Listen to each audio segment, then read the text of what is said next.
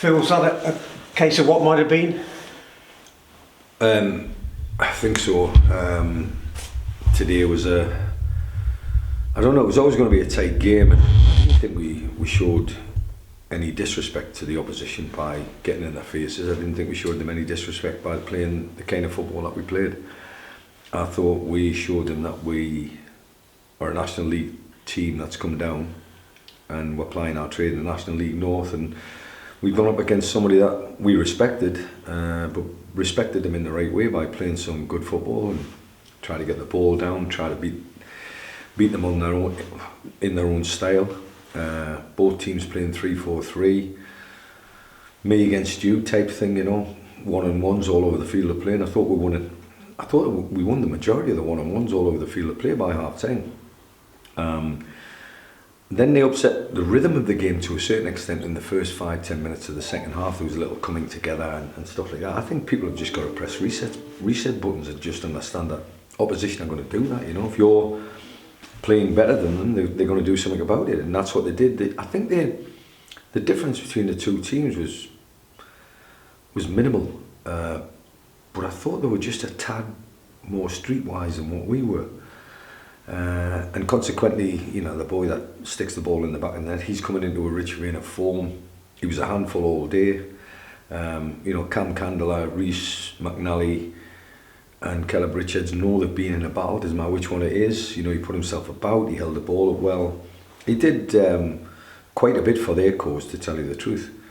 And we had a couple of opportunities in the first half to nullify that by putting the ball in the back of the net and getting our noses in front, because it would have been a different game. They would have changed the formation, I guarantee it, but we never got to that stage. But we have to understand that teams are going to do that against us regardless of what division they're playing in, and they're waiting for that moment coming along to score a winning goal, and they get their noses in front in the 81st minute. It had shades of Darlington about it. I think the one thing I've got to learn from this game in particular is that when Reece Devine picks the ball up on the left hand side and he's driving forward and is dispossessed, I've probably got 8 players on the front foot. You've got to understand that even at 0-0, I think Christian Dibble, the last time we drew in a penalty shootout, kept a clean sheet against Fylde, you know. So going into a penalty shootout, would that have been a fairer way of getting beat, or would that have been a fairer result? It doesn't matter. We had 8 players on the front foot. Instead of one or two thinking, well, hold on a second, you know, we might not be winning this game, but we're certainly not losing it. And it's against a team in a higher division. So I think we just lost our way in that moment. Reece Devine's in the in the changing room blaming himself, and I'm saying, whoa, you know, it's a team game. Individuals make mistakes for sure. But I just thought the collective mentality was, we must win this game of football. Instead of taking what we've got and going into a penalty shootout, we might still be in the cup. And also, if you're perhaps a bit more clinical in the first half with a couple of good chances. Very good. I don't know. I know we've just had a conversation about the pitch, and it's not at the moment conducive to the style of football that we have been playing. The one thing I've said many times, we started a process of how we're going to play this year and how we're going to address the National League North, and that process came together in pre-season, which I've said many times. The one thing you can't measure in pre-season, you're going to have grass, you're going to have surfaces that are in the best condition. Now all of a sudden you're trying to replicate something that's coming in the middle of winter, in the middle of autumn, or the seasons are changing big time. There's no grass on the pitch. And we've got to cut our cloth accordingly. Yes, we're going to still try and get the ball down and play, but it looks as if teams are coming and playing percentage football against us and winning games. Hence the reason why probably Sutton's got away with it today and Darlington the last home game. So with all that in mind, it's not back to the drawing board by any stretch of the imagination, but it is a lesson in how to win or how to not lose games of football. We're so close to a clean sheet. Christian Dibble, does he deserve it?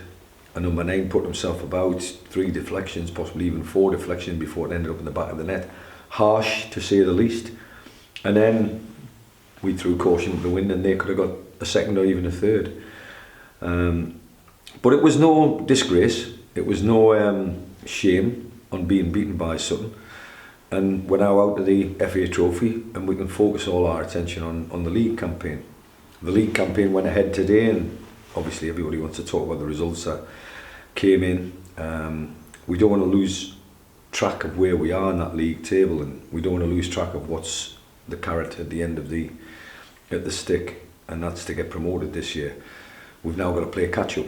We've now got to find them moments and that strength of character to possibly win 1, 2, 3 games in a week.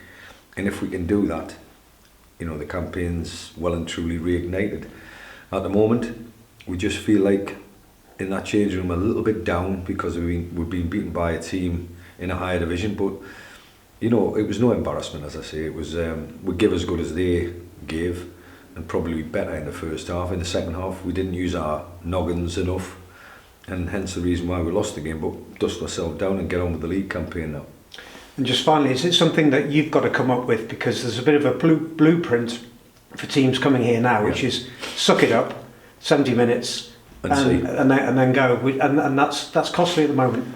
It is, as you say, you've got to trust the process. When your strikers are suffering, and they're not struggling, they're suffering, you've got to think of maybe another way of winning a game of football. And the blueprint, as you said, is teams are coming here, putting a block on, putting whatever the opposition are doing. We've got to find a way. And I've got to go back to my old mate, Sam Allardyce, back in the Premier League.